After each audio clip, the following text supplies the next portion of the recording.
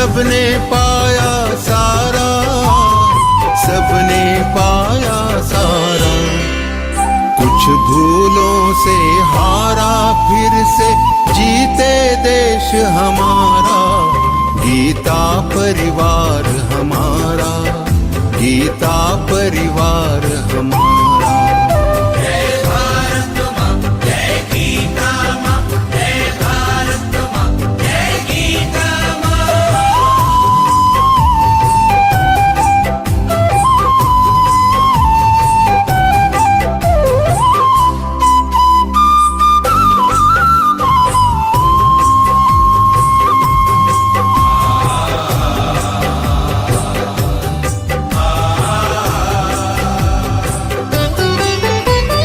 त्यागशील सेवा व्रतधारी, युवा जगे पुरुषार्थी। जय भारत माँ, जय गीता माँ, जय भारत माँ, जय गीता माँ। त्यागशील सेवा व्रतधारी, युवा जगे पुरुषार्थी। वैज्ञानिकता विनय सभ्यता, स्वभाव हो निस्वार्थी, स्वभाव हो निस्वार्थी। देशभक्ति में तेजस्वी हो, फिर समाज यह सारा। गीता परिवार हमारा, गीता परिवार हमारा। जय भारत माँ, जय गीता माँ, जय भारत माँ, जय गीता माँ।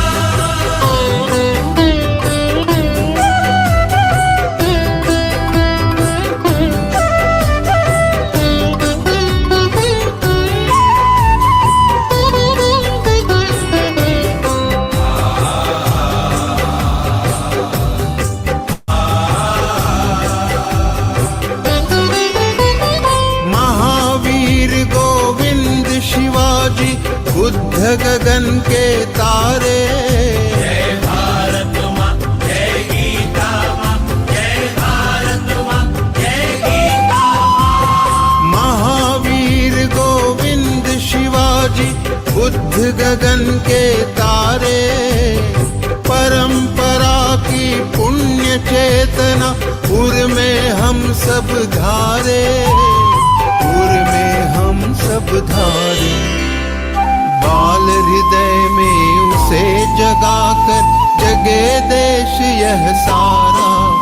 गीता परिवार हमारा, गीता परिवार हमारा। जय भारत माँ, जय गीता माँ, जय भारत माँ, जय गीता माँ।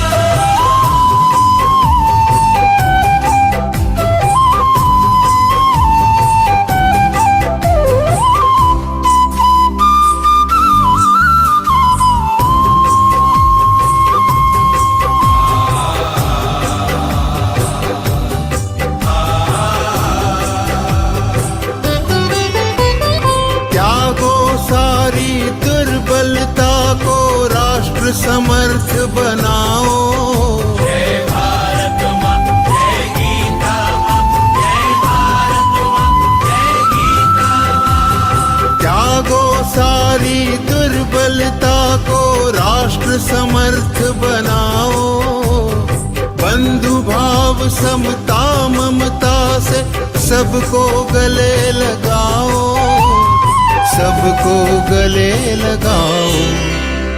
चलो विवेकानंद मार्ग पर, शुभ संदेश हमारा। गीता परिवार हमारा, गीता परिवार हमारा। ईश्वर भक्ति भाव से बहती संस्कारों की धारा। भारत माँ की सेवा में गीता परिवार हमारा, गीता परिवार हमारा, गीता परिवार हमारा, गीता परिवार हमारा, गीता परिवार हमारा, गीता परिवार हमारा।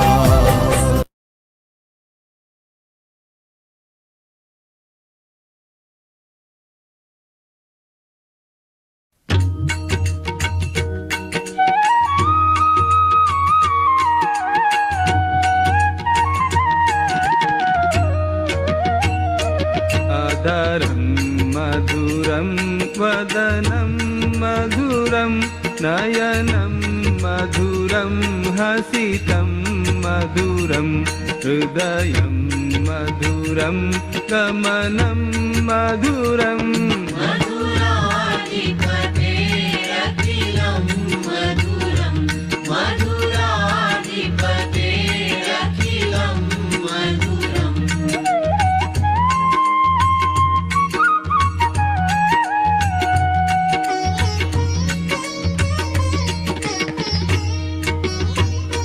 वचनं मधुरं चरितं मधुरं वसनं मधुरं वलितं मधुरं चलितं मधुरं भ्रमितं मधुरम् मधुराधिपतेरखिलं मधुरं मधुराधिपतेरखिलं मधुरम्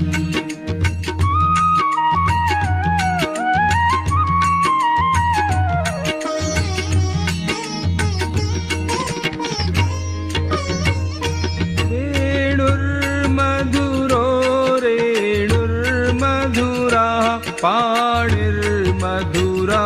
पादौ मधुरौ नृत्यं मधुरं सख्यं मधुरम्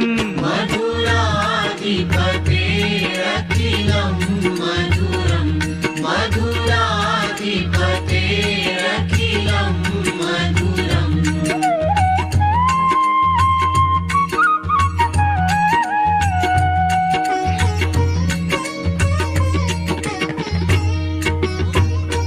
गीतं मधुरं पीतं मधुरं भुक्तं मधुरं सुप्तं मधुरं रूपं मधुरं तिलकं मधुरम्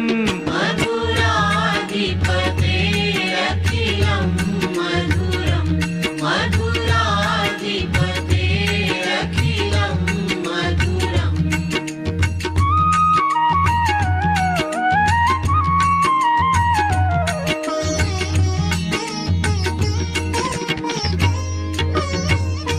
तरणं मधुरं तरणं मधुरं हरणं मधुरं स्मरणं मधुरं वमितं मधुरं शमितं मधुरम् मधुराधिपतेरखिलं मधुरं मधुराधिपतेरखिलं मधुरम्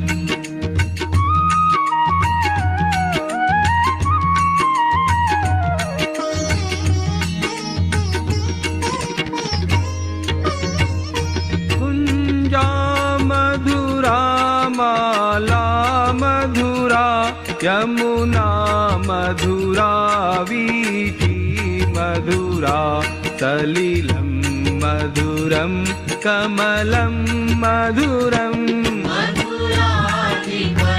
मधुराधिपतेरखिलं मधुरं मधुराधिपतेरखिलं मधुरम्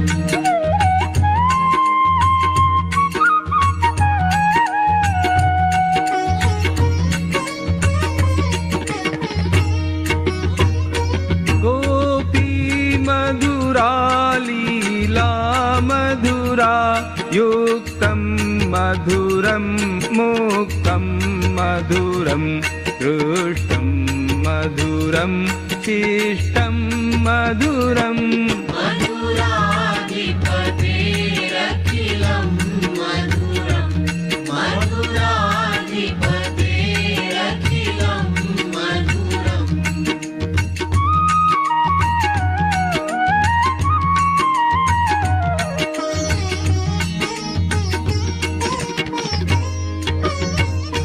गोपा मधुरा गावो मधुरा यष्टिर्मधुरा सृष्टिर्मधुरा दलितं मधुरं फलितं मधुरम् मधुराधिपतेरखिलं मधुरं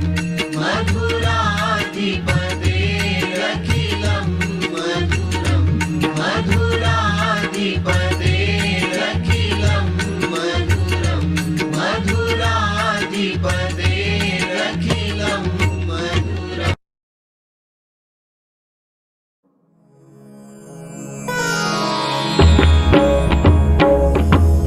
श्री गुरु चरण सरोज रज निज मनु मुकुरु सुधारी बरनउ रघुबर विमल जसु जोदायक फलचारी बुद्धिहीन तनु जानिके सुमिरौ पवन कुमार बल बुद्धि विद्या देहु मोहि हरहु कलेस विकार।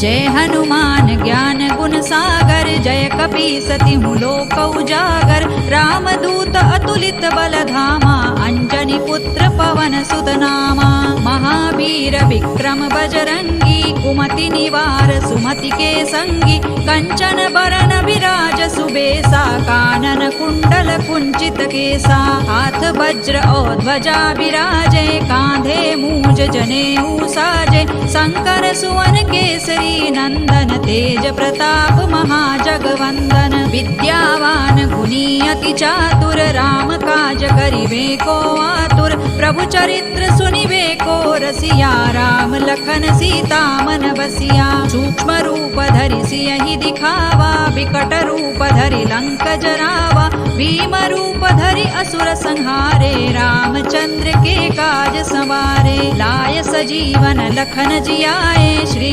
रघुबीर हरषि उर लाए रघुपति कीन्ही बहुत बड़ाई तुम मम प्रिय भरतई सम भाई सहस बदन तुम रोजस गावे अस कहि श्रीपति कंठ लगावे सनकादिक ब्रह्मादि मुनीसा नारद सारद सहित अहिसा जम कुबेर दिक्पाल जहाते कवि कोविद कहि सकै कहाते तुम उपकार सुग्रीवहि कीन्हा राम मिलाय राजपद दीन्हा तुम्हरो मंत्र विभीषण माना लंकेश्वर भय सब जग जाना जुग सहस्र जो जन पर भानु लील्योताहि मधुर फल जानू प्रभु मुद्रिका मेलि मुख माहि जलधि लांघि गए अचरज नाही दुर्गम काज जगत के जेते सुगम अनुग्रह तुम्हरे तेते राम दुआरे तुम रखवारे होतन आज्ञा बिनु पैसारे सब सुख लहे तुम्हारी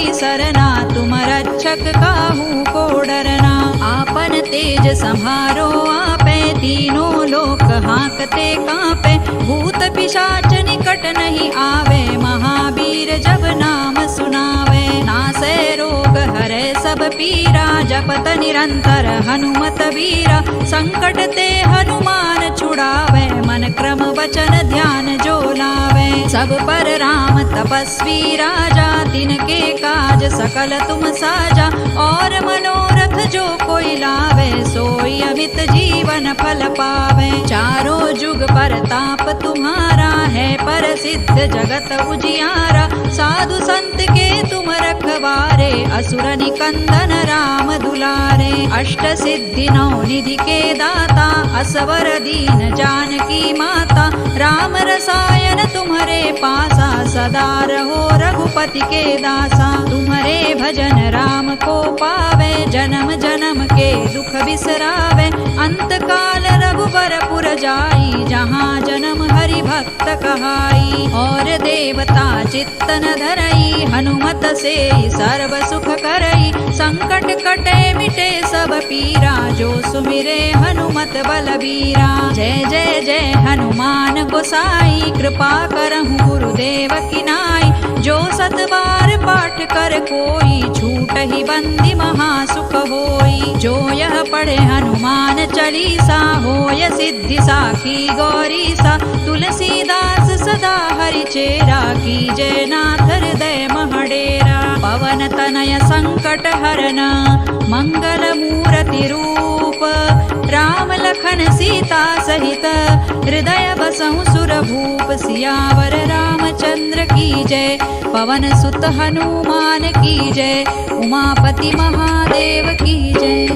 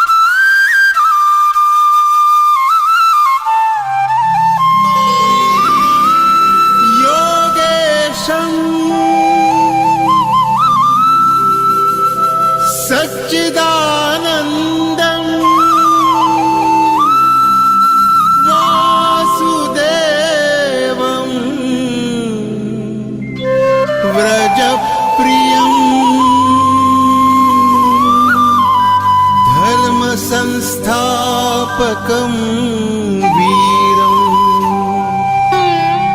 कृष्णं वन्दे जगद्गुरुम्।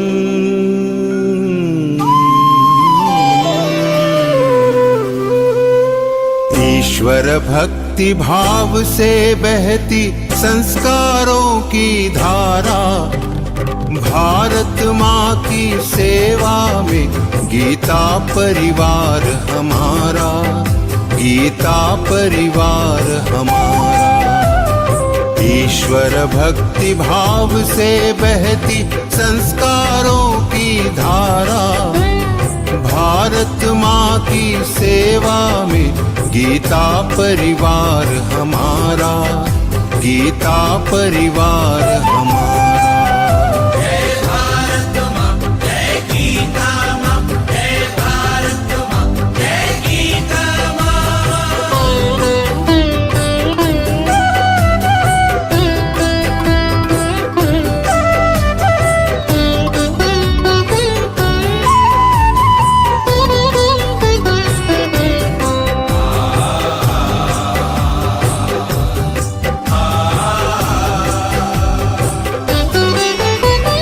भारतीय संस्कृति का वैभव जग में सबसे न्यारा।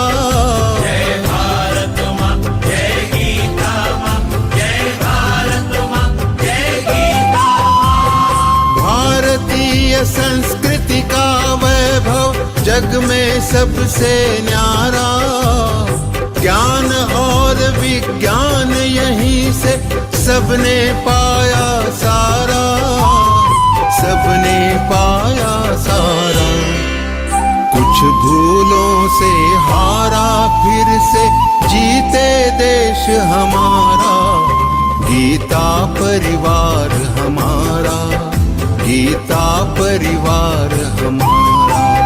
जय भारत माँ, जय गीता माँ, जय भारत माँ, जय गीता माँ।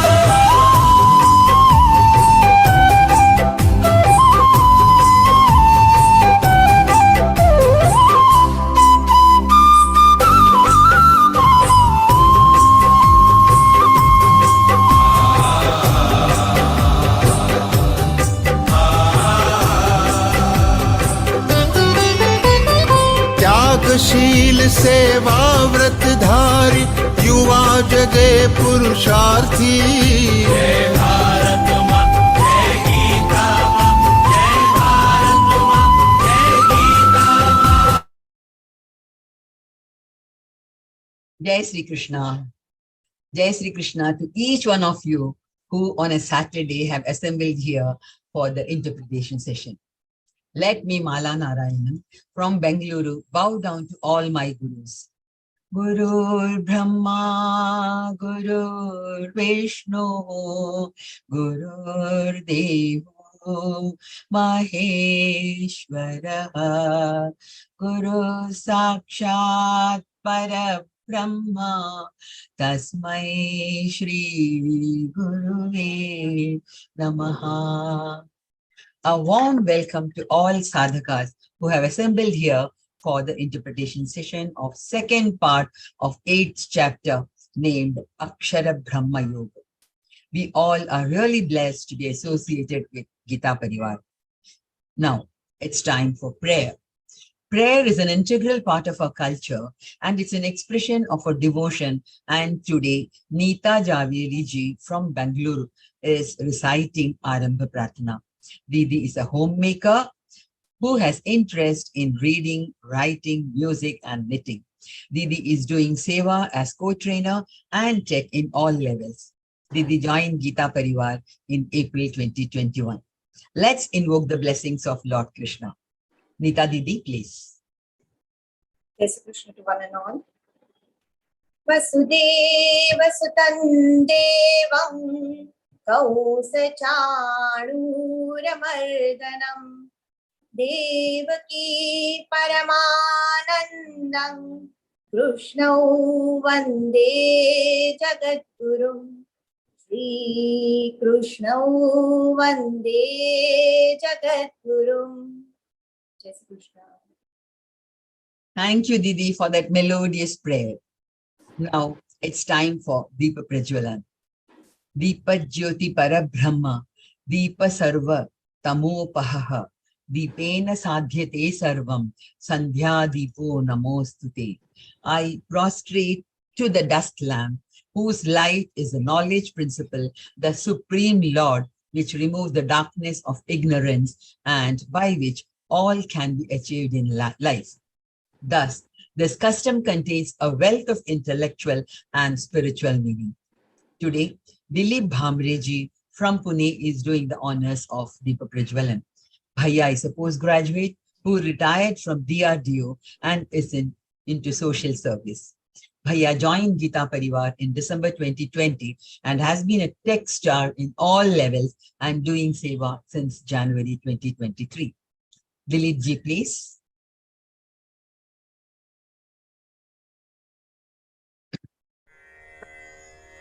निषिद्धैरप्येभिर्लुलितमकरन्दो मधुकरैः करैरिन्दोरन्तश्छुरित इव सम्भिन्नमुकुलः विधत्तां सिद्धिन्नो नयनसुभगामस्य सदसः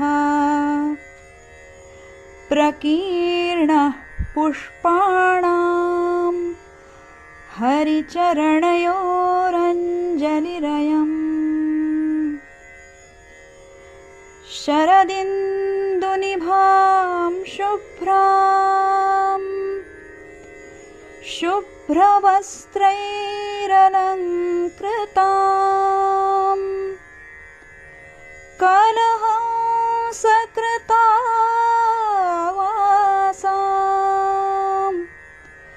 वरदां शारदां नुमः वरदां शारदां नुमः. Thank you, Bhaiya and Bhavi, for that wonderful, devotional and beautiful Deepa Prajwalan. I would like to inform all the participants that you may ask questions once the session is over. Raise your hands only after the session is over, please.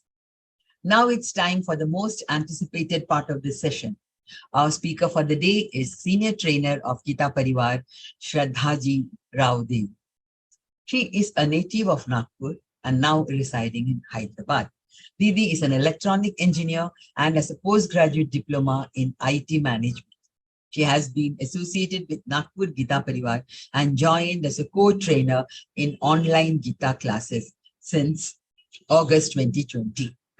Didi is in various teams in Geeta Parivar and is an L4 trainer too. She has been teaching children values of our culture and Bhagavad-Gītā as well. Over to you, Didi.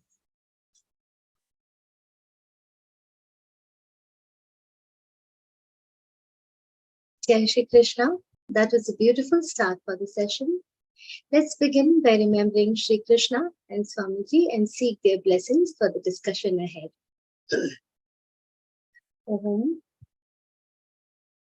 Gurur Brahma, Gurur Vishnu, Gurur Devo Maheshwaraha, Guru Sakshat Parabrahma, Tasmai Shri Gurave Namaha.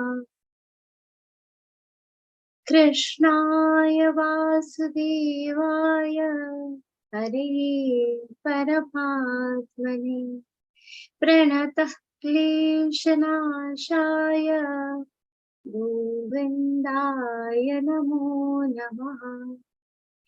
Parthaya Pratibodhitam Bhagavatam Narayanena Swayam Vyasena Grathitam Purana Muninam Matye Mahabharatam Advaitam Ratavarshini Bhagavati Mashtadashatyayini Amba Tvamanusandadhami Bhagavad-Gīte Bhavatveshi. Om Shri Gurave Namaha. So we all are in the second session for discussing the Akshara Brahma Yoga. It's a very beautiful, very important, yet a little serious chapter. Serious because it discusses a topic which is not very easily discussed in the life, in the world that we live in. However, it is a very important one. See, the only certain thing about being in this world is that one day each one of us has to quit it. Each one of us has to leave the world.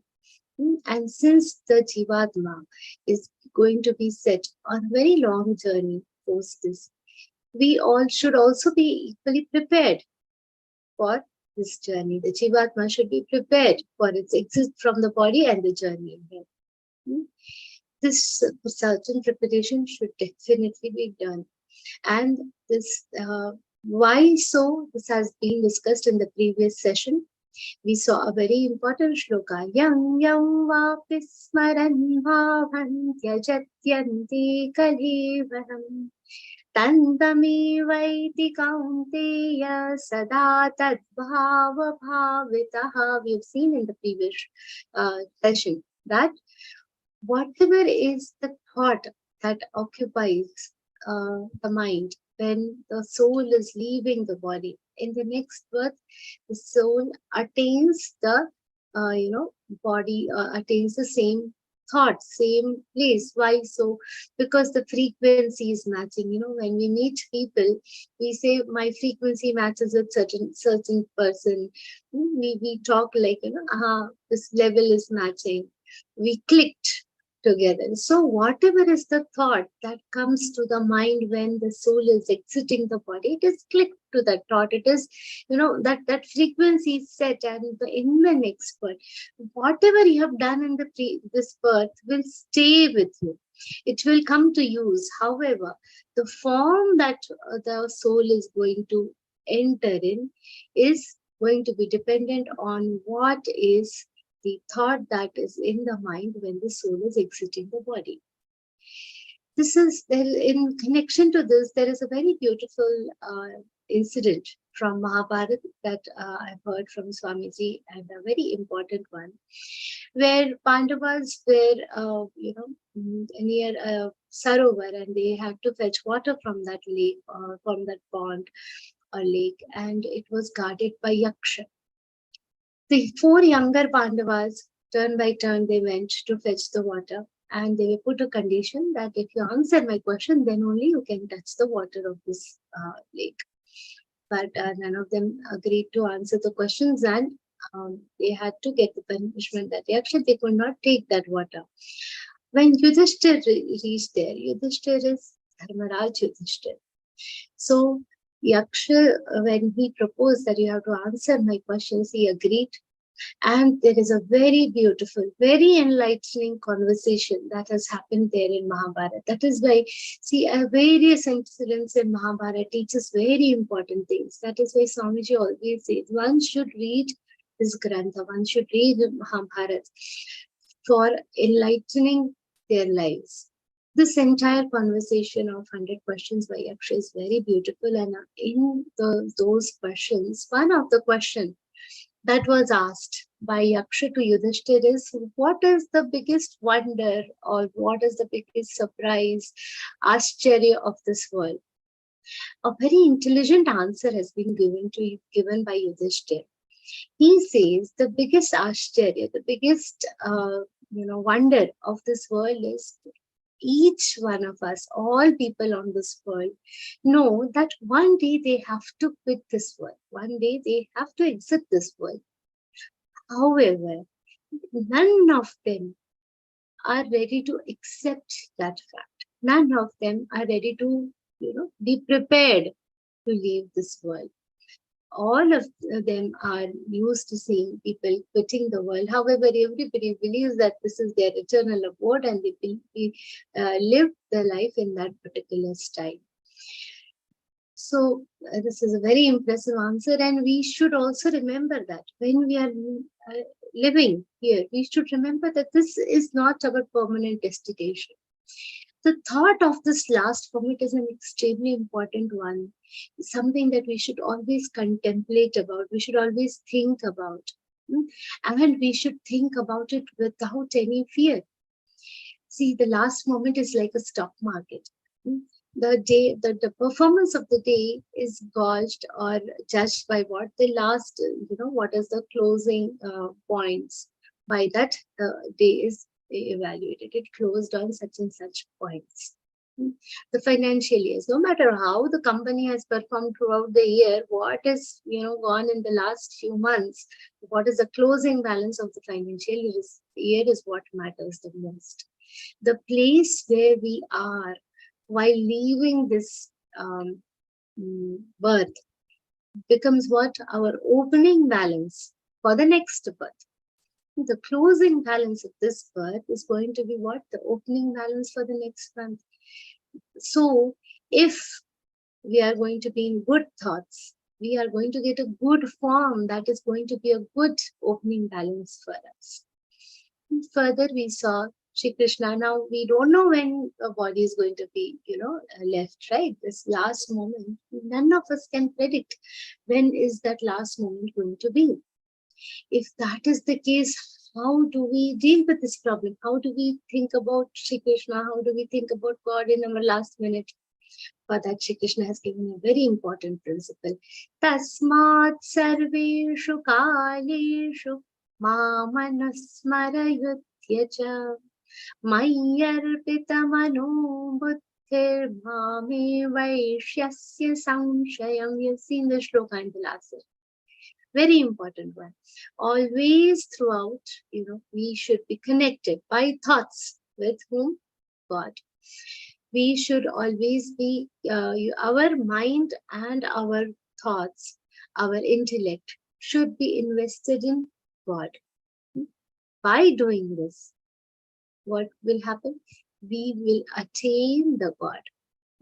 Where our mind is, irrespective of the fact where our body is, we are where our mind is, essentially, isn't it? So if our mind is with Shri Krishna all the time, connected to Shri Krishna, then we will automatically be with Shri Krishna all the time. Now, if we apply all the thoughts towards God, we will attain them. And this is not a very easy thing to do. Many people last time this questions also. When I'm doing an important presentation, how do I do this? Shri Krishna has said that this will happen by what? By abhyas, by practice. What is the meaning of abhyas? Trying to do the same thing again and again is abhyas, practice. Abhyasa yoga yuktena chetasa nanyaghamina.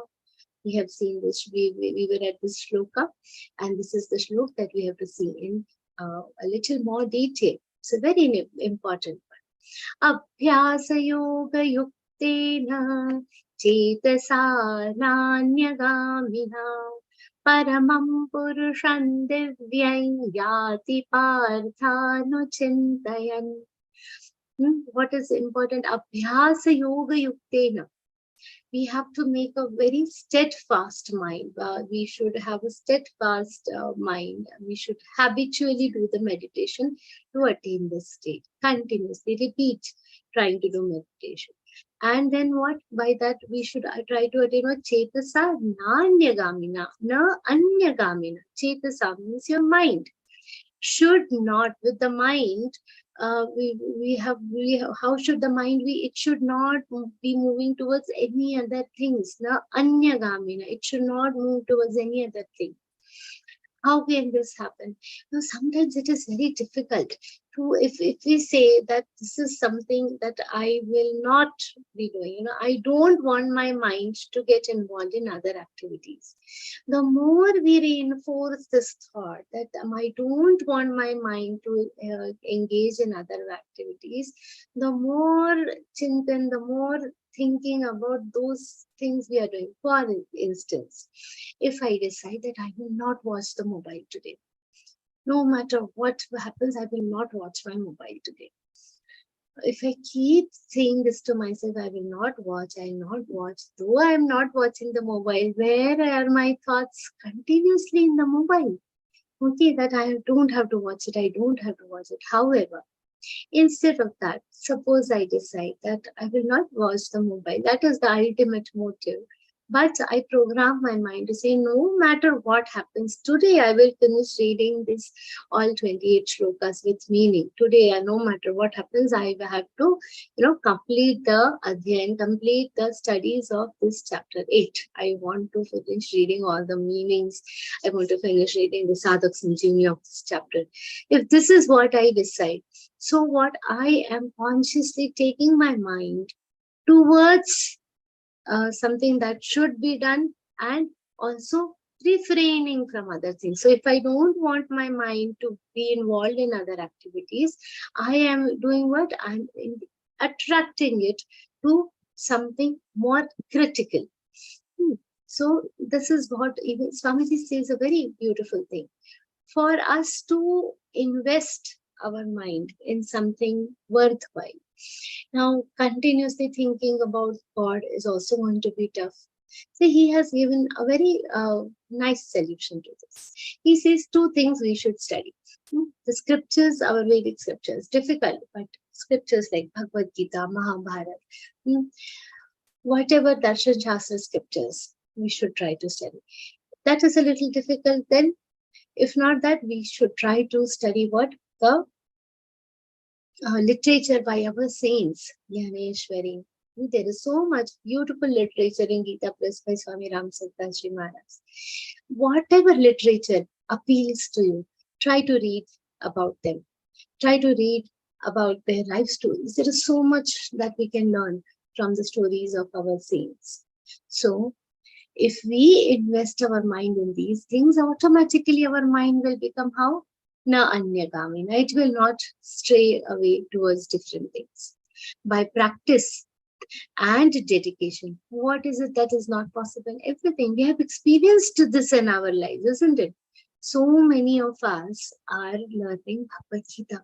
6 lakh people learning Bhagavad Gītā in learngeeta.com. How many of us, had ever imagined that we will be, reading this?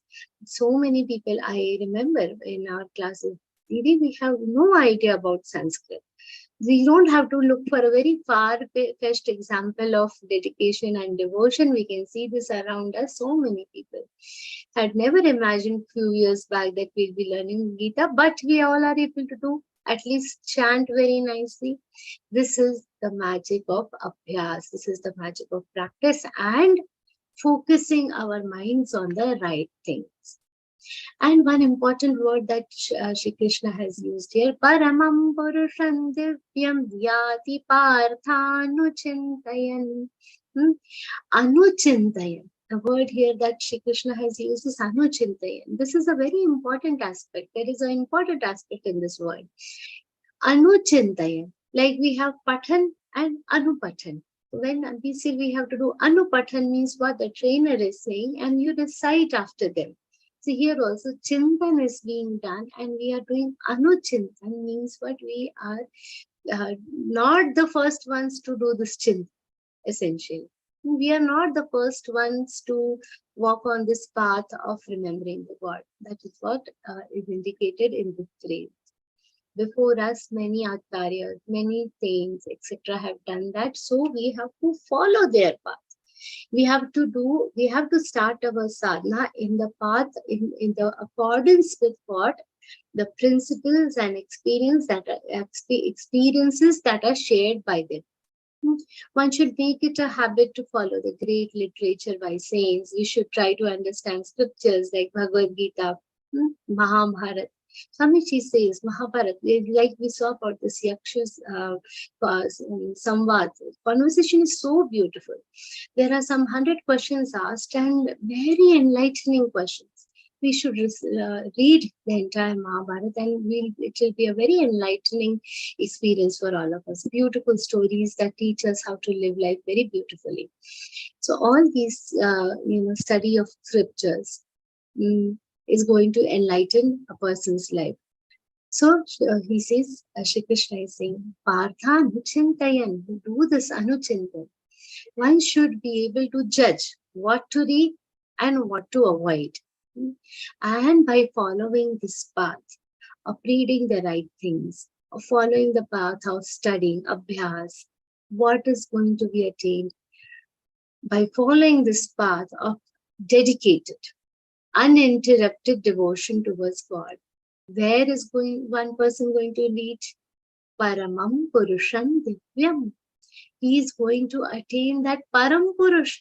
Now, who is this Param Purush? Shri Krishna is talking about Aksharam Brahma Paramam. You've seen in the first shloka. Aksharam Paramam, the Akshar Purush. Now, what are the specific qualities of this Purush upon whom we are trying to constantly meditate through the idol worship, through the study of these scriptures? What is it that we are trying to constantly meditate upon? That Shri Krishna explains in the further few shlokas. Kavim Purana Manusha Sitaram Anuraniyam Samanusmaridhyaham Sarvasya Dhata Ramachintya Rupam Aditya Varnam Tamasah Parastat. Kavim Purana Manusha Sitaram. There are three adjectives used in this particular charan about the Purush. What are the three adjectives? First is Kavi. Now, Kavi in the literal terms, most of us think the poet is known as Kavi, but in the Shastras and in Sanskrit language, Kavi is a term used for the intelligent ones, the wise ones, those who know everything, the Jnani, Sarvagnya, who know everything. That is Kavi.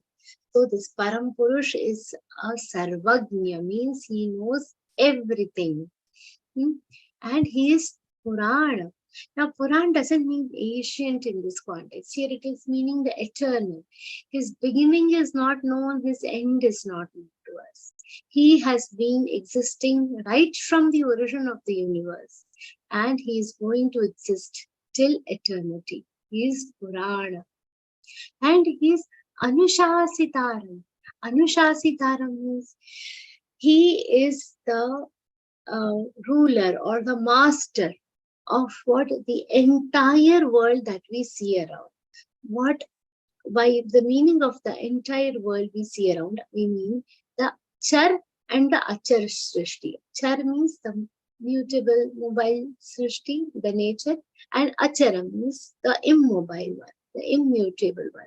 So whatever dynamic and non-dynamic things, mutable and unmutable things we are watching in this world are what governed by or controlled by this Param Purush. He rules the world.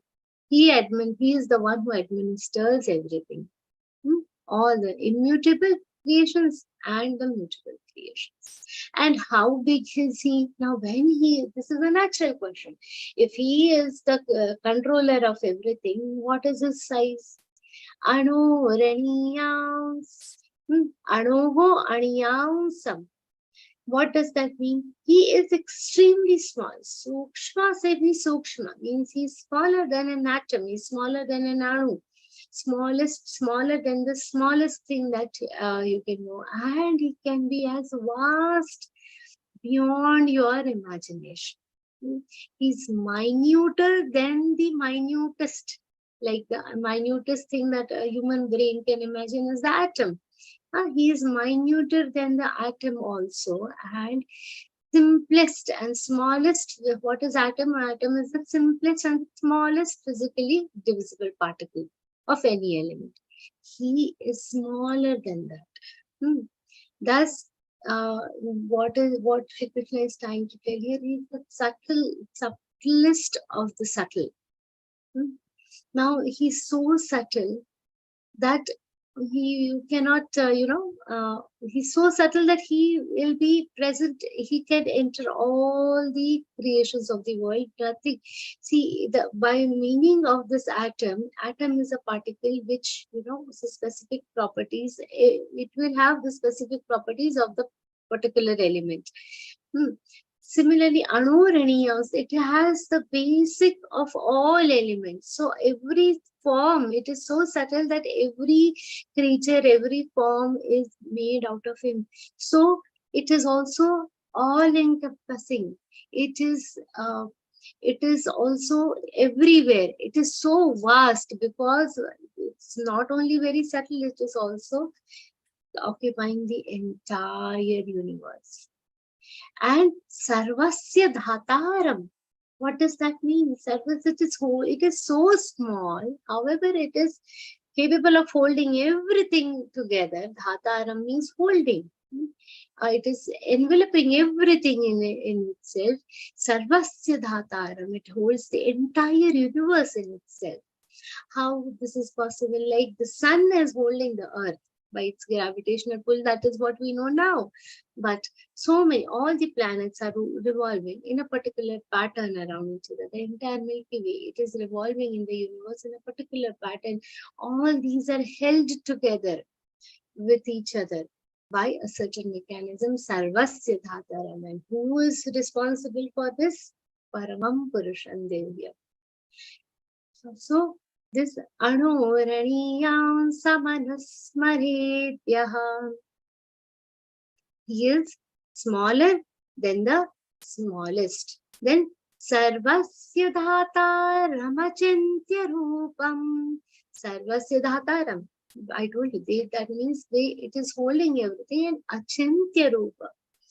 It is not possible. See, even when we are telling that it is subtler than the subtlest, it is a very small atom. It is so difficult to imagine.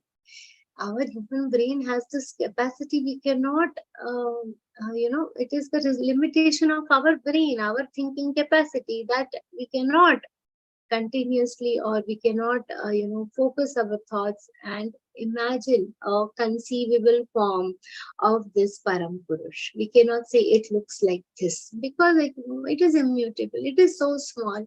It is also so big.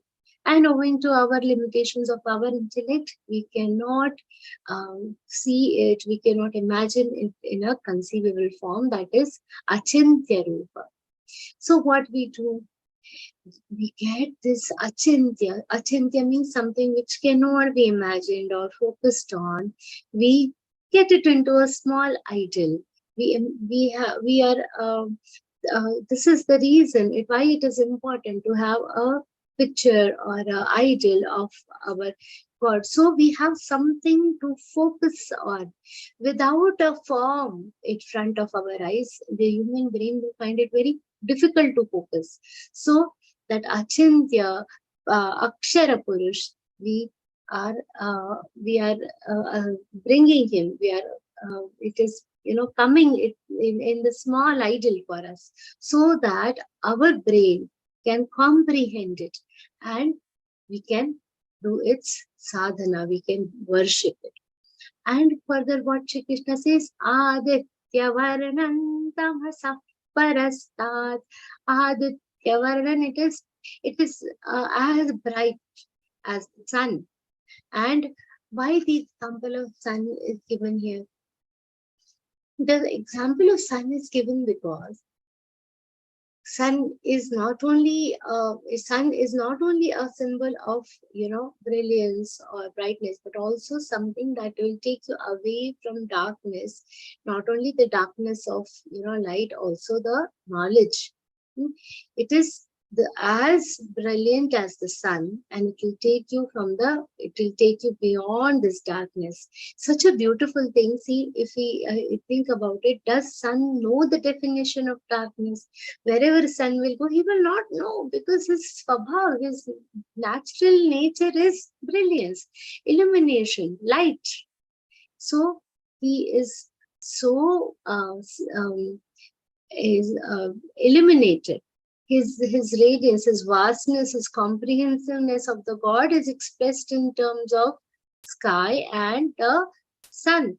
The radiance, the brilliance, and the knowledgeableness has been expressed in terms of the sun. He is as bright as the sun.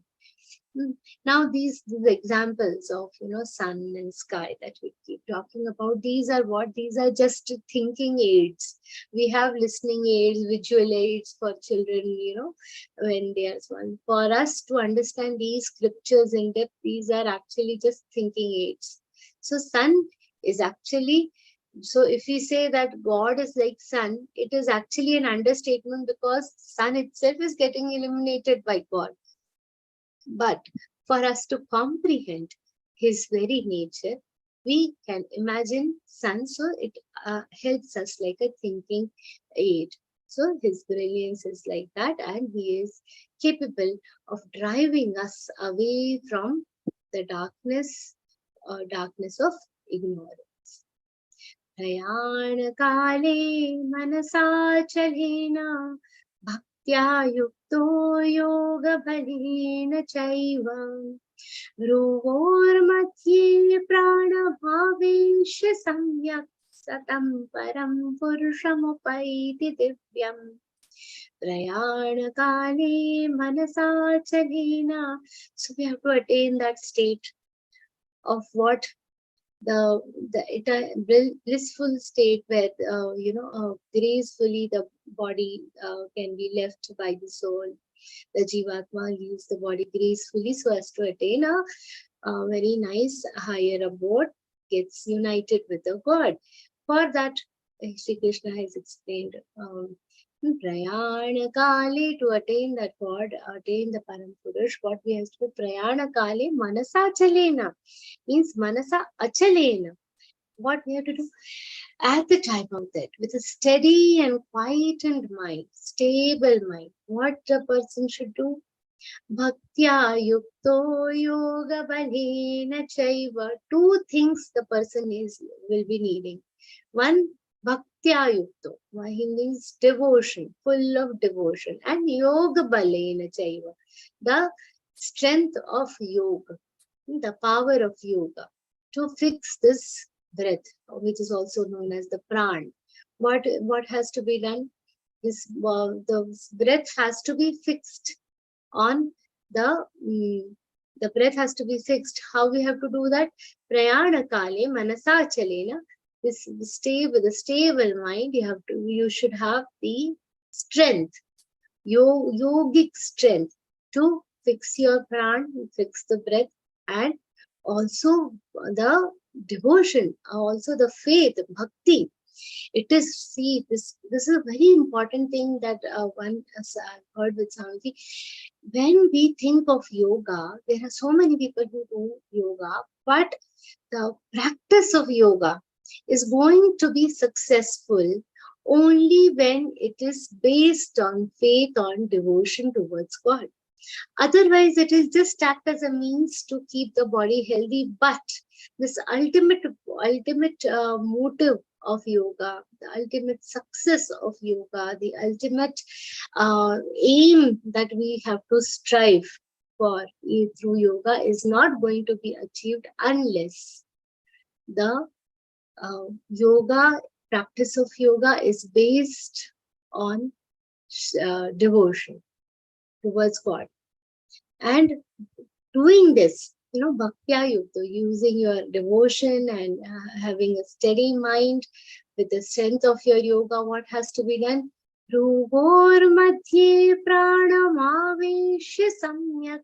The pran, the breath, but we have to get in between the two eyebrows, holding the breath in between the two eyebrows. What is in between the two eyebrows?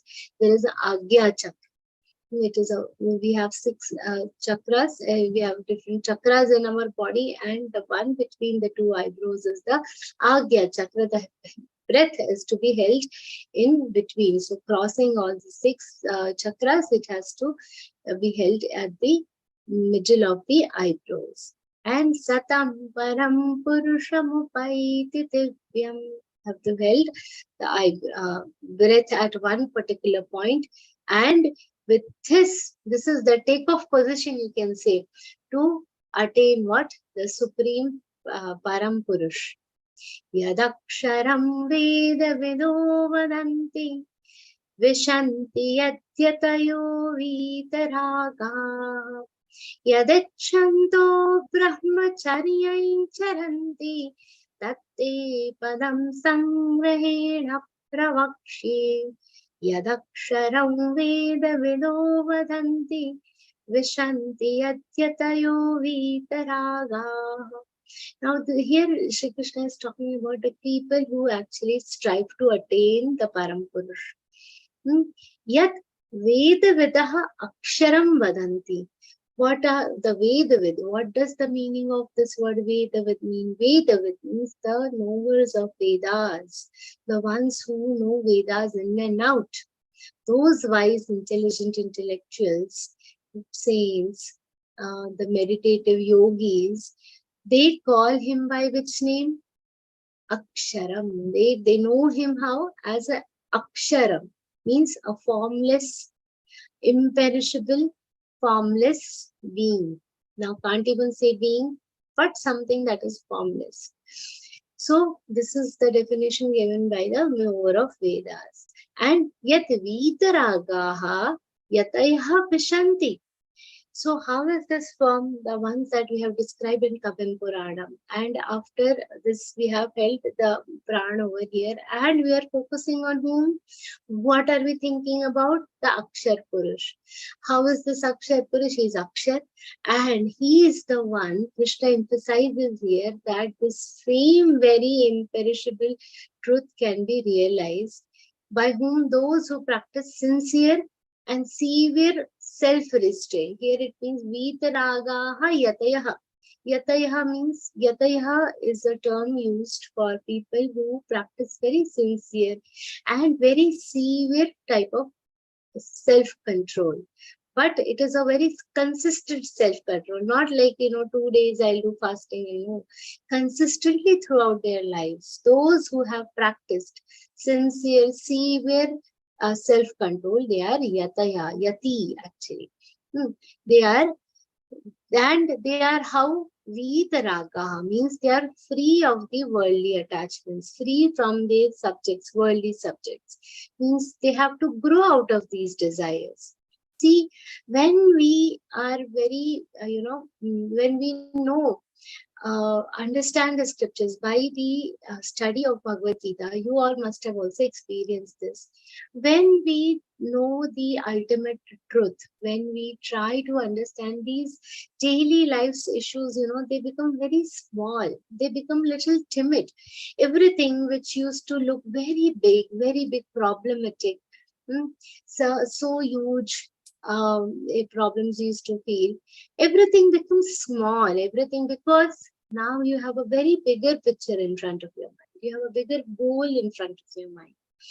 And by so these vitaragaha, they are these people are free from all these attachments, free from all the worldly pleasures. They don't get interested in all these worldly pleasures. They have grown out of desires. Simple thing. Somebody, you have experienced this yourself also. You all at one point of time must have enjoyed the movies, theaters, and all that. But after reading Bhagavad Gita, how many of you just love to be connected with this? Now, when we are singing, naturally some shlokas will come, some bhajans will come. The liking automatically goes, isn't it? So similarly, with that kind of intellect, with more and more practice, with more and more studies of the scriptures, and as we were discussing, with studying the different literature from various saints, what is going to happen?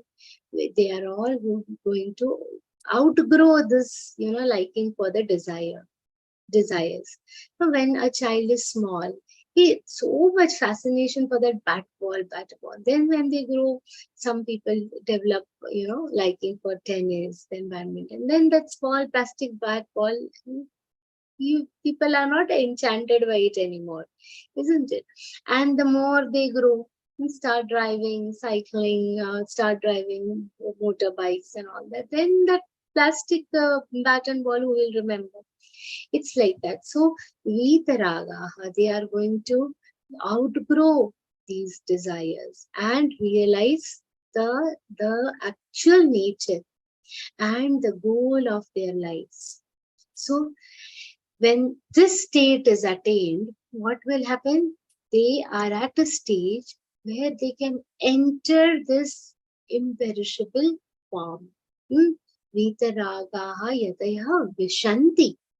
Where yat, the form that we are talking about, in that after attaining this meditative state, these Vitaragaha meditative saintly yogis are going to enter into that imperishable state, imperishable form, imperishable and formless Param Purush.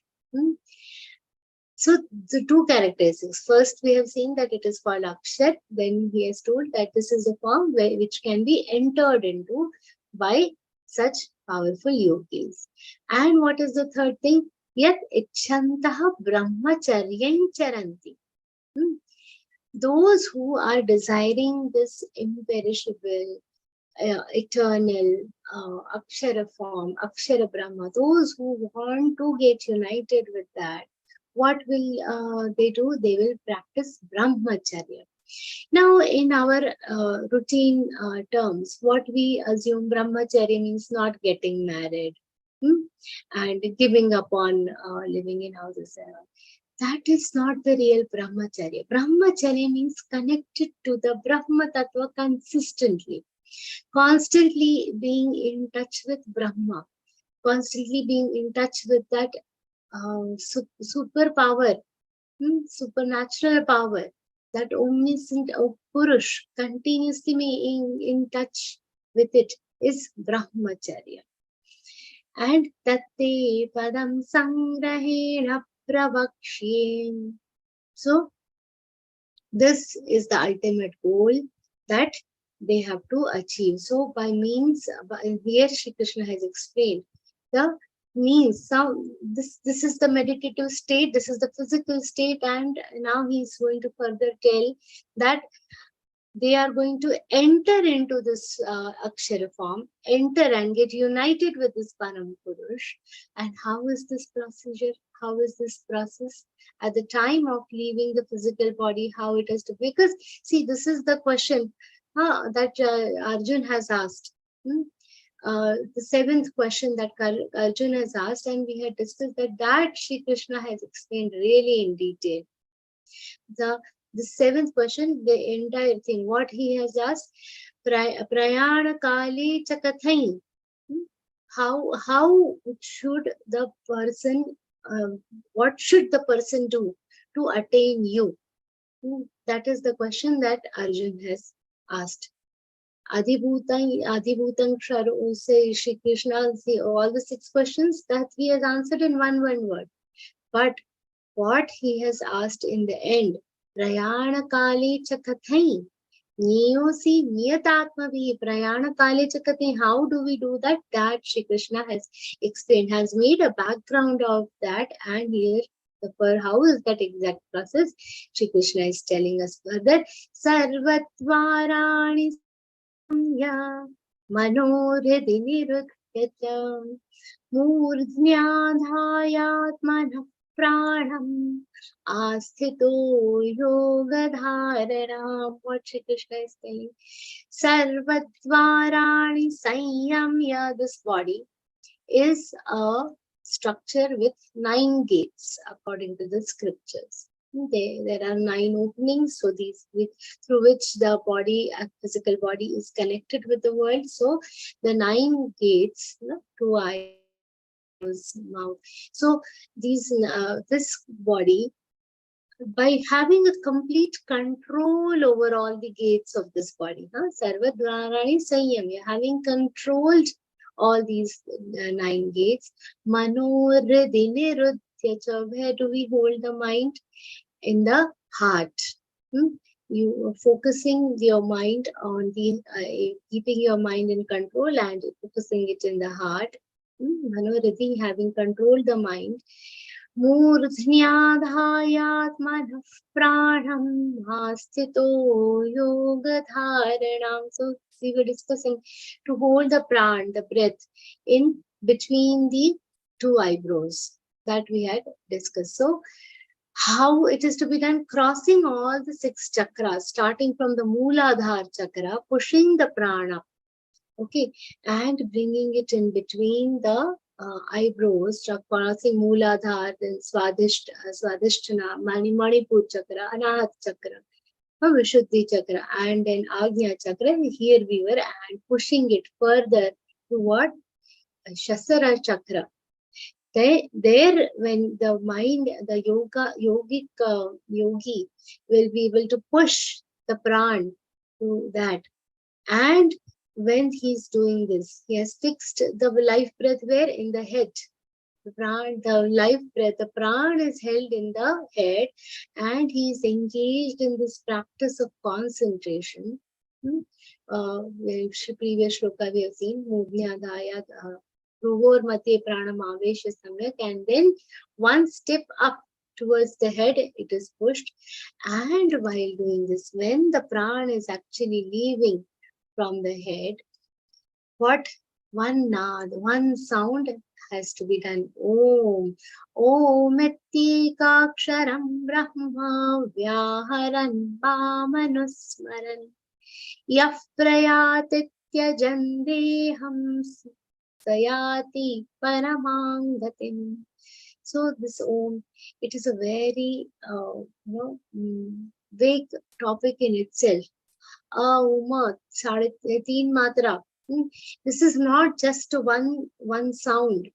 It is much beyond that. In our Upanishad, one entire Upanishad is dedicated to this sound of Om. The entire Mandukya Upanishad is dedicated to Om, and Swamiji says those who seek freedom from this life, they should try to read that.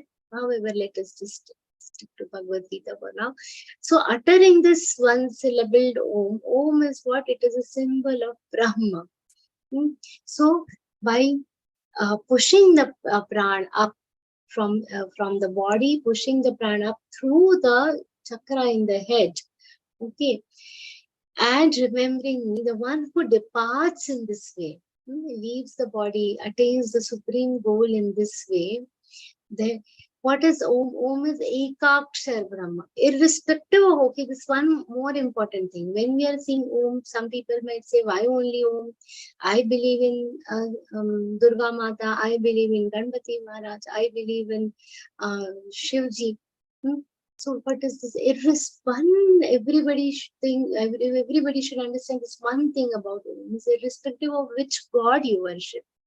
All the names of the gods and all mantras ultimate merge into one Omkar. So everything gets absorbed into what? Omkar. It is the Ekakshar Brahma. So the prana that is being pushed out of the body through the head is done. It is done with the process of what? Omkar. And then such a person gets absorbed in whom? In the Supreme Purush itself. Now, from the expressions of Arjun, Gyaneshwar Maharaj has described this. That must be that, he thought, okay, this is looking so impossible. How will one know? The death is such an unpredictable thing. Imagine some people in the coma, poor people, they are not even able to forget about, recognizing their relatives and all. Sometimes they're not even able to recognize themselves. In such a situation, how would anybody in a situation where a person is leaving the body under such circumstances, somebody had an accident. And in that case, how he will sit and do this, push the prana through the head? Naturally, this question will come to all. This question naturally this doubt has been raised by Gyaneshwar Maharaj also. Death is unpredictable. How to do all this? The person who is not capable of, taking care of himself also. How will he sit and do this entire practice? Krishna says that if throughout his life, a person has worshipped him wholeheartedly, then at the time of the departure from this world, Krishna will not just send his help, not send only his dooth, he himself will come and pick up that devotee in his hands and take him with him. Take the devotee with Sri Krishna. Such a beautiful assurance. This has been expressed in Jnaneshwari. When a person is not in a position to do this ideal practice at the time of leaving the world, that the mukti, the freedom of that particular soul will be the responsibility of the God. God loves us with full, God loves us more than how much we love him, basically. What we feel for God, but we are on and off remembering him. According to him, he is always remembered. Anusmara, Ma Manusmara, he always says. So at the time of departure, if the person is not in a position to remember God, God himself will come and remind him of the God and take him with himself. Such a beautiful assurance. So what should one do? This is a very important shloka, very beautiful shloka. Throughout, we have this. There's a very important message that we all have to take from this shloka. That no matter what, see, this practice is a very important thing. We all should strive for it. And if we are lucky to get this kind of moksha, nothing like it. But stay assured that if throughout the life, a sadhak spends time remembering God in all his actions, keep being connected with God at all times, in all good deeds, then at the last moment, God will take care of everything for him.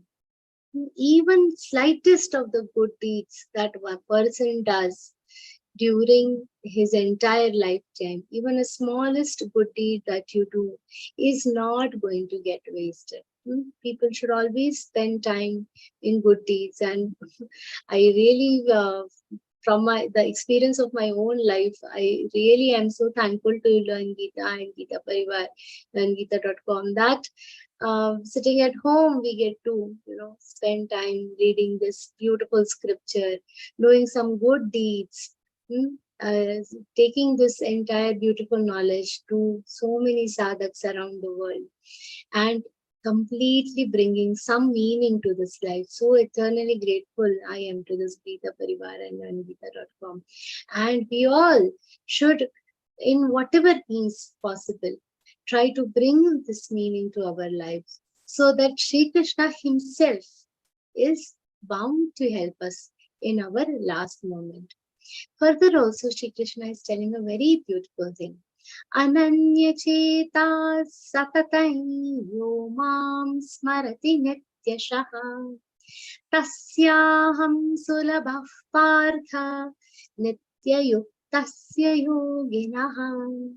Such a beautiful sentence. How should one remember this? He has told, okay, I will, this is how the pran should go. We don't know how this will happen. So Shri Krishna has given an assurance that he will be there for us. How should we do his sadhana? How should we remember? Ananya cheta satatai. Ananya chetaha. There is nothing in the mind except the thought of God himself. Ananya or ananya. Nothing else in the mind. Ananya cheta satatam yo mam smarati nityashaha. Another important one. Yo mam smarati, the one who remembers me how? Nityashaha, regularly. Not when only exam is coming. God, please pass me. I'll give you a nariyal. I'll break a coconut in your temple if I pass. No, such dedication Shri Krishna is not asking. Nityashaha, regularly, remembers on a daily basis, continuously, and it is difficult. But how it will come? By practice. Nityashaha, upon one who's daily remembering him. Tasyaham sulabha partha. Sulabha means easily attainable. Tasyaham sulabha partha Nityayuktasya yoginaha, to such steadfast people, to such people who are constantly, keeping me in their thoughts. And they will always attain me. How? They will attain me easily. I am easily attainable to them. So in this one shlok, basically Shri Krishna has simplified the whole talk for us. This is difficult, no? Carrying the pran up the womb, so much yoga practice. We are not capable of doing that. So Shri Krishna has simplified the whole thing. What we have to do, we have to only control our mind. That is also very difficult. What we have to do, we have to invest our mind in good thoughts, good bhajan, kirtan, all other different good deeds. And in all the actions that we do, what we have to do? We have to keep the God in mind. Ananya Cheta Sattam. This one word, Ananya Chetas, we should understand how the Ananya Cheta Bhakti is, how this type of devotion is, one should understand. When a small child, suppose there are nowadays people working from home during Corona times, everybody was working from home. The children really suffered at that time. So both parents working and child alone playing. So what the parents, mother will do, okay, take this, do some coloring activity for some time, do some other mobile playing for some time, okay, read a story book for some time, okay, watch. After finishing all toys and all activities, now the child is, now I'm done. I just want you. Nothing else is more important. I only want you. So beautiful. Ananya Chetas. One very beautiful story about, when, how is this Ananya Cheta Bhakti, somebody had asked, and the saint said, okay, when they were drowning in water, they was near a lake. This saint, he pushed the other person in the water, and at that moment, what is it that you want the most? He pushed him down and struggled to breathe. Then the saint let him come up. He said, when you were inside the water, what is it that you wanted the most? He said, I wanted air the most. He's telling this Ananya Cheta Bhakti is the one in which there is nothing else. It's like this air bubble you wanted. Nothing else that you want except what? God Himself. That is how this devotion is. Nothing else but God. Whatever I'm doing, this is not for anybody else, but only God. Smarati Nityasha, by the means of our actions, by the means of our daily routine. Make him a part of our daily routine. Keep him in your memory always. Tasyaham, and by doing this, what happens? Sulabha Patal. So he will take care of the rest of the things for us. This we have seen. As a Geeta Parivar volunteer, we have seen this every, no matter what big problems we think, so many big tasks we feel happen without any problem. Why? Because the entire thing is administered by who? Who is the Anushasitaram of this entire thing? Shri Krishna Himself. Tasyaham sulabhav partha nityayuktasya yogina. If this kind of steadfast person will attain me easily. Mamupetya punarjanma dukkhalayam ashashpatam. Napnuvanti mahatmanah samsiddhim paramangataha. Further, Shri Krishna says, a person who has attained me like this, attained me in this particular way, they will not have to come again on in this world. Mam upetya. Upetya means having attained, after attaining. Mam upetya. By attaining me. After attaining me, there is no need, there is no way punaha come again or punarjanma na vidyate. There will be no need for him to take birth here. He will not take birth. Here means where? Dukkhalayam ashashvatam. How is this entire world? Very important adjective Shri Krishna has used here. What is the adjective? Dukkhalaya. What is, why Dukkhalaya? Where the place where we go to get Vidya is called what? Vidyalaya. The place where we get books. What is that called? Pustakalaya. In Pustakalaya we get pustak. Where we get books. In Vidyalaya we get what? Vidya. In Rugnalaya we find whom? The Rugna. In Dukkhalaya what we will get? Dukkha. But we'll see what is this? Now, why there is so much sorrow? Why is it called Dukkhalaya? Because it is also ashashvatam. This nothing. This is like a dream. Okay, this is not eternal. This is not everlasting. This is not going to solve any purpose. So how is this entire world? Dukkhalayam ashashvatam. This ashashvat, constantly changing world that we live in has been termed as what? Dukkhalaya. So what Shri Krishna says, having attained me, this kind of yogi, this kind of a devotee who is dedicated to me, has no reason to come back to this Dukkhalaya, will not come to this world again. But not only, see, this also depends on the God. If he wants to send them for a certain purpose, they will do their job and go back to him. For them, this is not a Dukkhalaya. This is a very important message that Swamiji always explains with this shloka, that this is a Dukkhalaya for worldly people like us. Okay, it is full of sorrow for worldly people like us. But for the Mahatmana, for the ones who are the great people, who have attained the highest perfection, highest level of yoga, and have attained the God himself, for them, this is not a Dukkhalaya. For them, even if God has to send him for his own work, they will go do their work and come back. Yadeshwar Maharaj. So beautifully Swamiji explains this, that all the saints, not necessary, they will pray to God that, okay, this is the earth needs you, and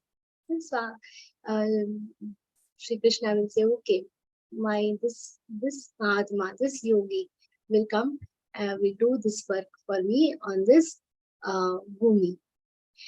For them it is not a Dukkhalaya, but for other normal people, it is a Dukkhalaya. It is a ashashvata place. It is a constantly changing and non-eternal place, and it is full of sorrow. So, what kind of cycle are we stuck in? We will, we are so attached to our desires, occasionally remembering the God and getting stuck in this vicious cycle over and over again. But if we attain Shri Krishna, what will happen? We will be free from this continuous vicious cycle. So, mamupetya punarjanma dukkhalayam ashashvatam naapnuvanti mahatmanas naapnuvanti. They will not get to come in. Naapnuvanti mahatmanas samsiddhim paramangata. Those who have united with me, they will have nothing to come back to. They will not be coming back to. So, no matter what we do, one day so far what we have seen, no matter what we do, one day everybody has to go. Everybody's final destination is the same. Na mamupetya. What means our final destination is the union with God himself. That is where we have to ultimately go. And how to go? For us, the easiest way is Yo mam smarati nityashaha. Keep remembering him in our all actions. Last time a very interesting question was asked about this, how to keep remembering. When you start the day, remember God. Okay, whatever I'm going to be doing today at your service, everything is offered back to God. And then a person who is constantly in touch with the God is going to attain what? The heavenly abode. Further, Shri Krishna says, Brahma bhuvana loka punaravartinorjuna.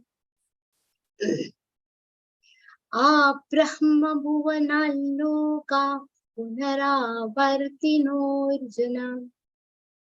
Mamupetya tu kaunteya punarjanmana vidyate. Such a beautiful shloka. Brahma, how is this world? Brahma bhuvana loka punaravartinorjuna. Mamupetya tu kaunteya punarjanmana vidyate. This world from, smallest insect, small ants, till the entire Brahma, till the Brahma of this world. Say from, in our language, you can say from A to Z, everything included is what is from a small ant's body, from our body to ant's body, everything till Brahmaji's abode, everything is how it is subject to change. It is always changing. Nobody is eternal from this body till Brahmaji's abode. Everything is changeable. Now, only one abode that is not changeable is what? Abode of Shri Krishna himself. Only that abode, only that one place is such that is not going to change at all. So once a person who comes there does not need to go back. One person who has attained Mam Upetya, one who has attained that will not need to go back. Not need to go back anywhere. That is important. If from all the lokas, everything from this world till the Brahma lok, everything is changeable, and it is going to be, see how is the Swarga lok. There is a lot of fascination around Swarga lok, and there was, at least as young kids and all, when people used to think, I want moksha, we want mukti. What was the definition? After that, go to Swargalok. That is what was the, primitive level of understanding that we had, that after death, what we have to attain is Swarga. That's not how it is. What is Swarga is also, it is like, you have a credit card and you go to live in some resort, in some big hotel if you go to live, and in that resort, in that hotel, you go to live, and as long as there is balance in your card, they will keep swapping every day a particular amount in things. Nice services you will get till there is money in the card. The day that card is over, what will happen? Out of that resort, isn't it? Out of the hotel. So Sargalok is like that. We have a bank balance of punya and papa, good deeds and our bad deeds. There is a proper balance account that is maintained. Our account, if it is good, all the punya, that is like the credit card, a balance loaded in that credit card, all our punya karma. That we will have, with the person with that much balance will attain what? The Swargalok. And after that balance is over, again come back to the Mrityulok. Again come back to the Dukkhalaya. Why? Because the balance of good deeds is over. Now go do karma again and earn some good deeds and then come back. We forget about just coming back to Dukkhalaya, but coming back to this Mrityulok, even if you attain a higher abode in the Swargadev Lok, the story is the same, isn't it? We in whatever we have earned, it is earned, and then the story remains the same. Once that credit is over, once the count balance of the good deeds is over, then what? Then come back and enjoy the Mrityulok. So But what is that one place where once you go, there is no question of credit and um, discredit? Now there is no question of this balance getting over. And what is that one about? The Brahma. So, Mam Upetya, the one who has attained that Brahma, is going to get what? Going to be relieved from all these worries. So continuously we should see. This chapter could be a little difficult for some people to understand. It is sometimes a little. By continuous studies, Abhyasa Yoga Yuktena, by continuously studying, by continuously reading about it, gradually it will come to us. Though it is a little tough to understand, we should make an attempt. God also wants us to study these scriptures for the betterment of our own selves. If not this birth, by the next birth, whatever we are doing, we are investing our time into something good. It is very important. Otherwise, see, we cannot, if a third standard child decides, so my syllabus of third standard, I understand very conveniently, but ultimately you have to go to 4th, 5th, 6th, 7th, 8th grade, isn't it? Just because one is comfortable with their third standard syllabus, it doesn't mean that they just stick around there.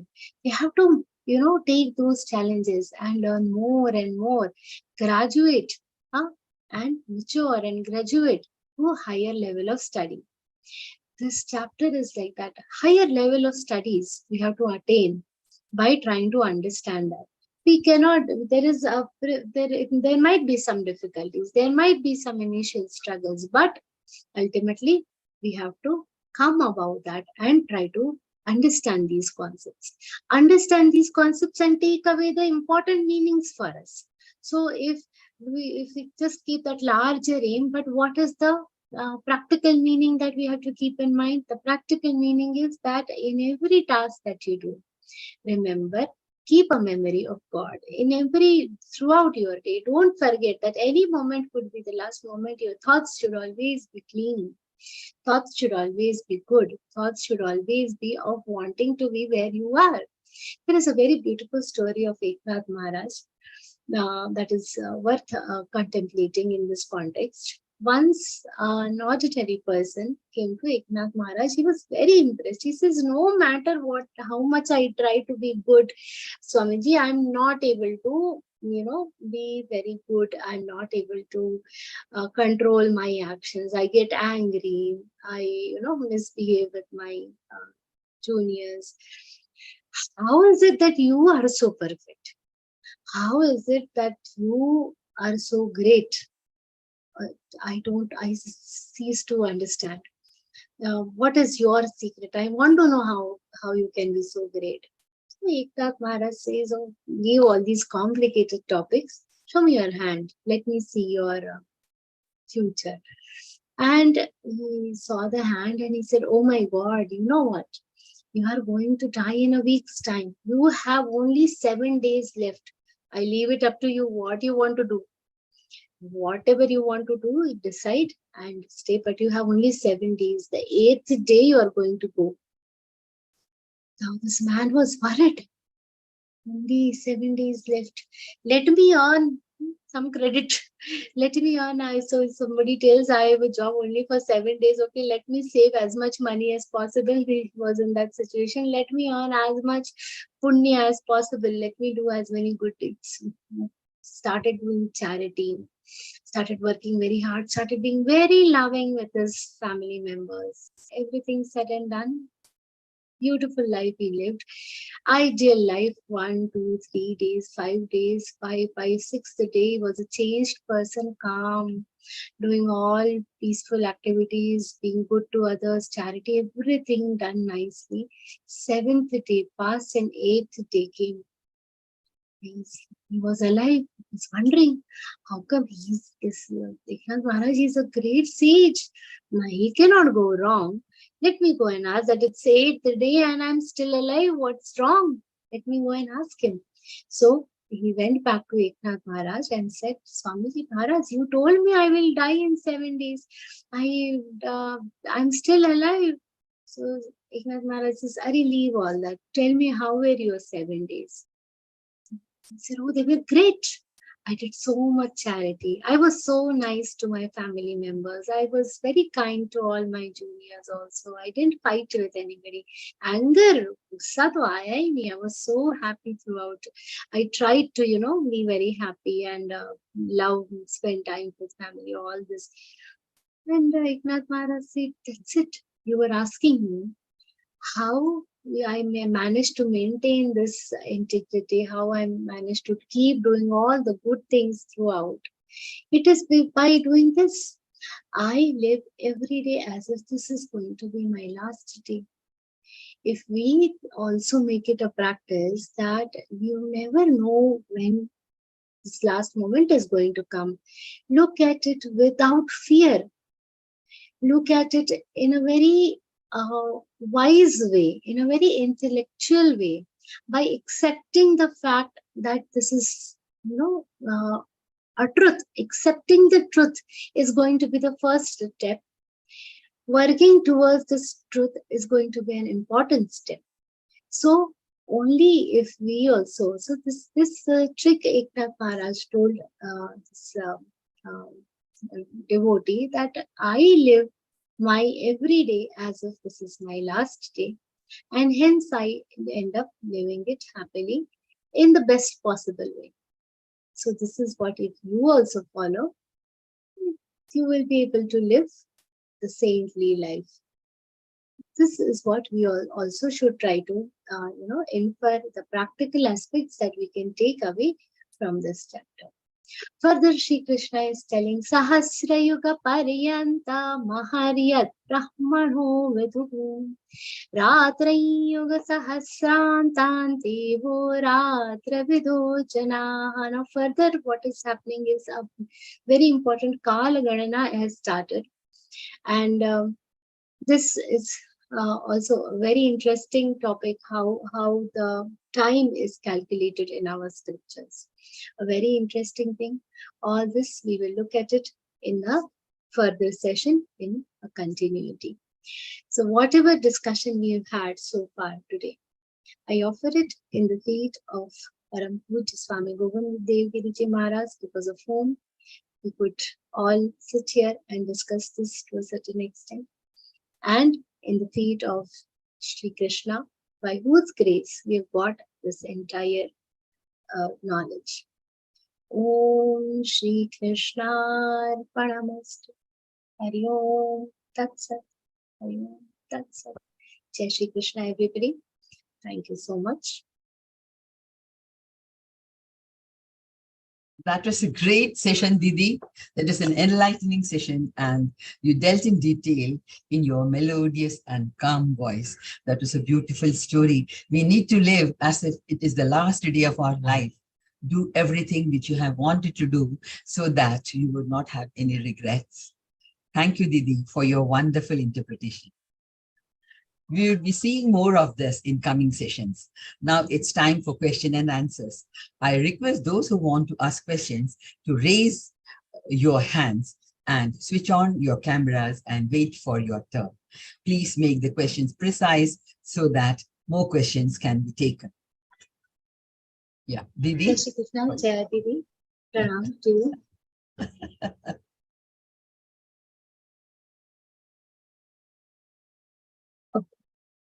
Yeah, I've sent you the request. In the meantime, I also apologize for the delay. It was a very long session. Jai Shri Krishna, Didi. It was a wonderful session. I have one question. Suppose we are dedicated to Shri Krishna, last minute he has told he will be with us. That Anusmaran is said. But I want to know, when the body is taken to the funeral rites, why do they say Ram Nam Satya? Is it for this reason? I don't know. I wonder why this is. This is what, when we were talking about this shloka, Omityeka Ksharam Brahma, I mentioned that all the names that you take, ultimately it translates into the Omkar. All the God's names, they are all translating. So Ram Nam Satya Hai, why that practice is started, I'm sorry, I'm not really aware of it.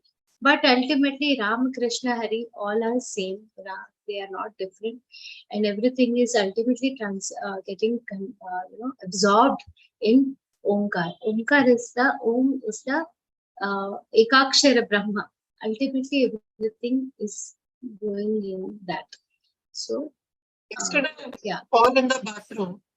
I could not get up from the floor. And day before yesterday, while walking, I buckled a bit and I told my husband, I think I'm going to die like this. Suddenly, I may fall and die. What will you do later? Like that. And yesterday, when I fell, in the night, I was thinking how I fell. Then I thought, while taking the body, why do they say Ram Nam Shakti hai? I'm a Krishna Bhakt. Okay, all gods are same, but why do they say to a dead body? Even Ashubhaya says, hearing is the Because the last thing to go. soul is around. See, that is what all the sadhana, everything that we are doing is for the soul and not for the body. Isn't it? So, sorry, today my network is troublesome. But why they say Ram Nam Shakti hai? This phrase I could not get the meaning as such. For a devotee, okay, any god's name is the same, but Ram Nam Shakti hai means what? Like that I was thinking. Yeah, it's okay, Devi. It's not a... It's my curiosity. Yeah. It struck me. Jai Shri Krishna. Yeah, I think there are no further questions, so I think we can move towards the Prarthana, Devi. Okay. Yeah. Okay. So that was really a wonderful session, and only one question. I think it is a beautiful session. No more, doubts at all, or maybe they are very deep, to absorb everything. The chapter very deep doubts, which will be very difficult to understand. Maybe that is the reason also. It's a bit very thoughtful chapter, that is the reason. Yeah.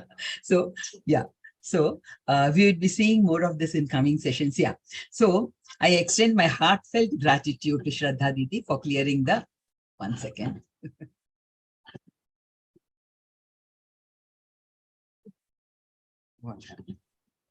Yeah. This is not working. Sometimes it happens. Yeah. So, yeah. Okay. I'm having a second thing also. Yeah. Okay. On behalf of Geeta Parivar and myself, I extend sincere thanks to the technical team consisting of Anjali Didi and Gopal Bhaiya and all those who have been at the backstage for their relentless and efficient efforts in making the session a great success. May I take this opportunity to thank all those who have attended this session. Please do continue your Gita sadhana and attend these sessions to enrich your spiritual knowledge. I also request all those who are not giving any seva in the Parivar to give some seva as per their ability. Please do watch Geeta Sevi program in YouTube to know the various kinds of seva. And also we are all there to help you to choose whatever you want to do. Yeah. Now, I request Revati Tarkhedkar ji from Beed, Maharashtra for reciting Samapan Pratna. She's a graduate homemaker with interest in beauty therapy, stitching, etc. Didi is giving seva as tech and joined Geeta Parivar in March 2021. Didi, please. जय श्री कृष्ण ताई. जय श्री कृष्ण. मी मराठीतून बोलतेय. माझी भाषा मराठी आहे. हो, मला समजते मला. हा, चालेल. म्हणू प्रार्थना. हो पण. योगेशं सच्चिदानन्दो वासुदेवं व्रजप्रियं धर्मसंस्थापकं वीरं कृष्णं वन्दे जगद्गुरुं. श्रीकृष्णं वन्दे जगद्गुरुं. जय श्री कृष्ण. जय Shri Krishna. Jai Krishna, Jai Krishna. Thank you, Didi, for that melodious prayer. Yeah. I request all to be there for Hanuman Chalisa. Hope you all have downloaded Ram Pratishta app. If not, please download from Play Store and enter the counts of Hanuman Chalisa you have recited. Didi, Hanuman Chalisa, please. Yeah, today, Tech Bhaiya, Deepak Bhaiya is there. Thank you, and Anjali Joshi. Shri गुरु चरण सरोज रज निज मनु मुकुरु सुधारी बरनउ रघुबर विमल जसु जो दायक फलचारी बुद्धिहीन तनु जानिके सुमिरौ पवन कुमार बल बुद्धि विद्या देहु मोहि हरहु कलेस विकार। जय हनुमान ज्ञान गुण सागर, जय कपीसति हूँ लोक उजागर। रामदूत अतुलित बल धामा, अंजनी पुत्र पवन सुत नामा। महावीर विक्रम बजरंगी, कुमति निवार सुमति के संगी। कंचन बरन विराज सुबेसा, कानन कुंडल कुंचित केसा। हाथ वज्र और ध्वजा विराजे, कांधे मूज जनेऊ साजे। शंकर सुवन केसरी नंदन, तेज प्रताप महाजगवंदन। विद्यावान गुणी अति चातुर, राम काज करिबे को आतुर। प्रभु चरित्र सुनिबे को रसिया, राम लखन सीता मन बसिया। सूक्ष्म रूप धरि सियहि दिखावा, विकट रूप धरि लंक जरावा। भीम रूप धरि असुर संहारे, रामचंद्र के काज संवारे। लाय सजीवन लखन जियाए, श्री रघुबीर हरषि उर लाए। रघुपति कीन्ही बहुत बड़ाई, तुम मम प्रिय भरतहि सम भाई। सहस बदन तुम रोजस गावे, अस कहि श्रीपति कंठ लगावे। सनकादिक ब्रह्मादि मुनीसा, नारद सारद सहित अहिसा। जम कुबेर दिक्पाल जहाते, कवि कोविद कहि सकै कहाते। तुम उपकार सुग्रीवहि कीन्हा, राम मिलाय राजपद दीन्हा। तुम्हरो मंत्र विभीषण माना, लंकेश्वर भय सब जग जाना। जुग सहस्र जो जन पर भानु, लील्यो ताहि मधुर फल जानू। प्रभु मुद्रिका मेलि मुख माहि, जलधि लांघि गए अचरज नाही। दुर्गम काज जगत के जेते, सुगम अनुग्रह तुम्हरे तेते। राम दुआरे तुम रखवारे, होत न आज्ञा बिनु पैसारे। सब सुख लहै तुम्हारी सरना, तुम रक्षक काहू को डरना। आपन तेज संभारो आपे, तीनों लोक हांकते कांपे। भूत पिशाच निकट नहीं आवे, महावीर जब नाम सुनावे। नासै रोग हरै सब पीरा, जपत निरंतर हनुमत वीरा। संकट ते हनुमान छुड़ावे, मन क्रम वचन ध्यान जो लावे। सब पर राम तपस्वी राजा, तिनके काज सकल तुम साजा। और मनोरथ जो कोई लावे, सोई अमित जीवन फल पावे। चारों जुग परताप तुम्हारा, है प्रसिद्ध जगत उजियारा। साधु संत के तुम रखवारे, असुर निकंदन राम दुलारे। अष्ट सिद्धि नौ निधि के दाता, असवर दीन जानकी माता। राम रसायन तुम्हारे पासा, सदा रहो रघुपति के दासा। तुम्हारे भजन राम को पावे, जन्म जन्म के दुख बिसरावे। अंत काल रघुबर पुर जाई, जहाँ जन्म हरि भक्त कहाई। और देवता चित्तन धरई, हनुमत से सर्व सुख करई। संकट कटे मिटे सब पीरा, जो सुमिरे हनुमत बलबीरा। जय जय जय हनुमान गोसाई, कृपा करहु गुरुदेव की नाई। जो सत बार पाठ कर कोई, छूट ही बंदी महासुख होई। जो यह पढ़े हनुमान चालीसा, होय सिद्धि साखी गौरीसा। तुलसीदास सदा हरि चेरा, कीजय नाथ हृदय महडेरा। पवन तनय संकट हरन, मंगल मूर्ति रूप। राम लखन सीता सहित, हृदय बसहु सुर भूप। सियावर रामचंद्र की जय, पवन सुत हनुमान की जय। उमापति महादेव की जय। Thank you so much to all for being there during Hanuman Chalisa recitation. May the knowledge gained today make our week ahead To you brighter. also, Hala and more reading. You beautiful. have been thanking everybody, see you and thanking back. me also. We shall see you back on another enlightening session next week. Till then, Jai Shri Krishna. Didi, आपने कुछ बोला? I was just saying you are thanking everybody. Thanks to you also for the beautiful Super Sanchalan. Thanks to the entire tech team and all the audience.